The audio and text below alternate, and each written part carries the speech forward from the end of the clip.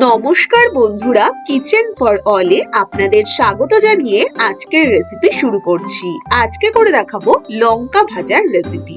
মুচমুচে লঙ্কা ভাজা আপনারা কিন্তু অনেকেই ভীষণ ভালোবাসেন, আর সেই মুচমুচে লঙ্কা ভাজার সাথে যদি হয়ে যায় গরম গরম দুধ চা, সন্ধেটা কিন্তু পুরো জমে যাবে।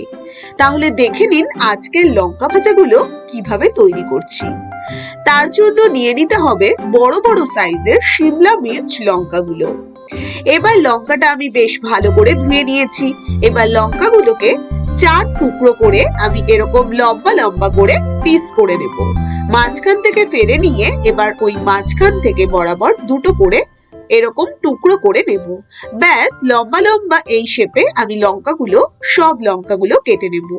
কেটে নিয়ে এবার মাঝখান থেকে লঙ্কার যে বীজগুলো ফেলে দেব। ফেলে দিয়ে এবার খুব ভালো করে লঙ্কাটাকে অবশ্যই কাটবার আগে ভালো মতন ধুয়ে নেবেন। কেটে আর ধোয়ার দরকার নেই।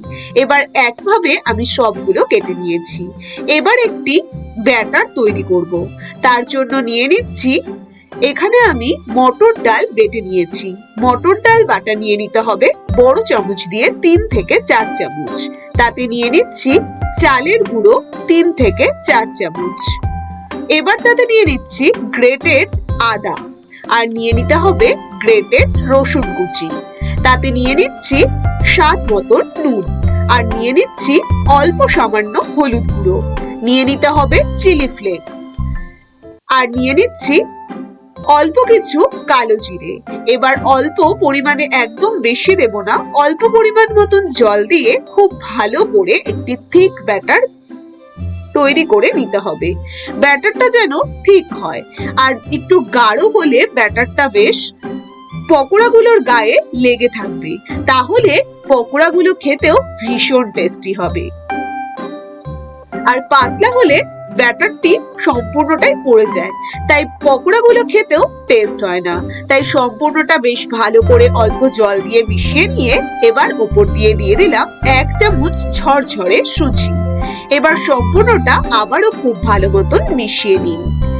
এবার আমি যে লঙ্কাগুলো স্লাইস করে কেটে রেখেছিলাম, সেই লঙ্কার একটি একটি টুকরো নিয়ে খুব ভালো করে ব্যাটারে দুটো সাইডে লাগিয়ে নিতে হবে, যাতে দুটো সাইডে বেশ মোটা ভাবে একটি ব্যাটার লেগে থাকে।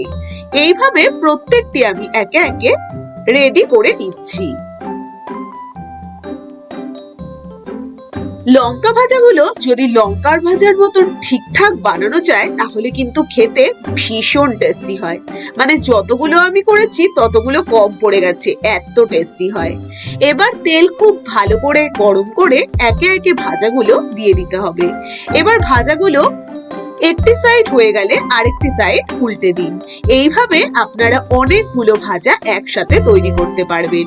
তেলটা কিন্তু মাথায় রাখতে হবে, খুব ভালো করে গরম করে একদম লো ফ্লেমে রেখে আস্তে আস্তে ভাজাগুলো ছাড়তে হবে, না হলে কিন্তু দেওয়ার সাথে সাথেই একটি পাশ একদম তেয়ে যাবে। এবারে মিডিয়াম টু হাই ফ্লেমে রেখে আস্তে আস্তে ভাজাগুলোকে উল্টে পাল্টে দিতে হবে। একটি সাইড হয়ে গেলে আরেকটি সাইড উল্টে দিন। এইভাবে দুটো সাইড যখন বেশ সুন্দর একটা কালার আসবে, তখন আস্তে আস্তে আমরা একে একে তুলে নেব। এইভাবে আমি অনেকগুলো পকোড়া একসাথে রেডি করে নিয়েছি। ব্যাস এইভাবে আমি উল্টে দিলাম, আর সাইড দিয়ে দিলাম আরো কতগুলো পকোড়া ছেড়ে। এবার একে একে এরকম লালচে লালচে আগের পকোড়াগুলো আমি তুলে নেব। বন্ধুরা, এই লঙ্কা ভাজাগুলো গরম গরম চায়ের সাথে একবার খেয়েই দেখবেন, ভীষণ টেস্টি হয়। সন্ধেবেলা গরম গরম চায়ের সাথে যদি হয়ে যায় এই লঙ্কা ভাজা, তাহলে কিন্তু আর কিচ্ছু চাই না, পুরো সন্ধেটাই ভীষণ জমে যায়। যে কোনো আড্ডা মারতে আমরা কিন্তু চা চাই। তার সাথে যদি হয়ে যায় এই রকম রেসিপি, তাহলে কিন্তু আর কোনো কথাই নেই। আশা করি আপনাদেরও রেসিপিটি ভীষণ ভালো লেগেছে। যদি ভালো লেগে থাকে, যারা আমার চ্যানেলের নতুন বন্ধু, তারা অবশ্যই চ্যানেলটিকে সাবস্ক্রাইব করে পাশে থেকো।